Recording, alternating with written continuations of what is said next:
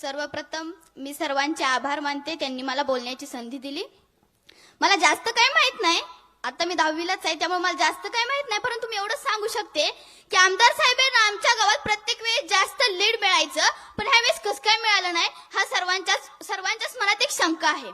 या शंकाचं निरसन व्हावं यासाठी आमच्या गावाने बॅलेट पेपरवर मतदान घ्यायचं ठरवलं. ईव्हीएम मध्ये काहीतरी घोटाळा आहे असं वाटायचं प्रत्येकाला, म्हणूनच सर्वांनी ठरवलं की बॅलेट पेपरवर मतदान घ्यायचं. हा आमचा हक्क आहे, तो आम्हाला मिळालाच पाहिजे असं मला वाटतं.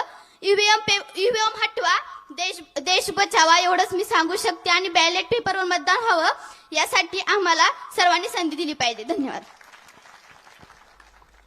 आणखी कोण बोलणार आहे? आणखी कोण बोलते? बोले. अतिशय कमी वेळेमध्ये आपण फक्त ईव्हीएम बद्दल जे काय बोलायचे ते फक्त बोल. आदरणीय साहेब, आदरणीय विजयदादा, आदरणीय भैया, माझं नाव विलास आदरट मार्कडवाडी. पवार साहेब लोकसभेला माढा मतदारसंघातून उभा राहिले त्यावेळी इथनं अतिशय बहुमतानं आम्ही इथं मतदान केलं. विजयदादा उभं राहिले त्यावेळी इथून लीड होतं, धैर्यशील भयांना लीड होतं, पुन्हा त्या आपल्या जानकर साहेबांना लीड होतं. मग आताच काय काय त्या ईव्हीएमला भूत लागलं का काय असं वाटायला लागलंय मला. तर जे मतदान झालंय ते अतिशय चुकीचं आहे. साहेब तुम्ही लढा द्या, आम्ही तुमच्या बरोबर आहे.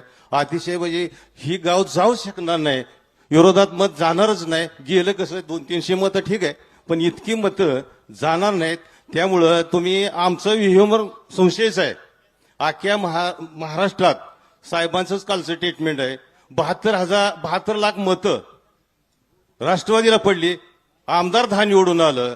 54 लाख मतं पडली, अजितदादाचं 47 आमदार निवडून आलं. केवढी तफावत ही सगळ्यांनी लक्षात घेऊन आम्हाला मदत करावी. साहेब आम्ही तुमच्या बरोबर आहे, आम्ही लढा द्यायला तयार आहे. ईव्हीएम बद्दल आमचं संशयच आहे. इथून पुढे आम्हाला बॅलेट पेपरवर मतदान घ्यायचंय अशी विनंती करतो आणि थांबतो.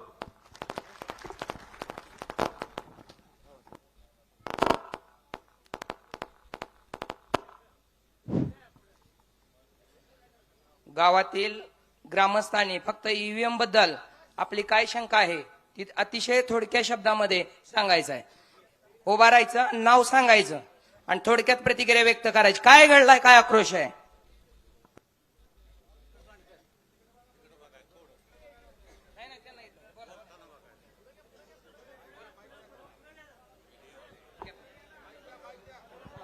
तिथंच राहू दे, हलवू नका त्यांना. त्यांच्या हातात माईक द्या सर, नाही ते करतायत ऍडजस्ट. शंकरराव मोहिते पाटलापासून मार्कडवाडी लाडकी होती शंकरराव मोहिते पाटलाची. नानासाहेब देशमुख कारखाना आणला तेव्हा केवढं परिषद केलं, आणि आता जानकर उभा राहिला की मतं का कमी पडली. विजयदादाला पहिल्यापासूनच मतं पडते ती जास्त, आणि आजच का कमी पडली.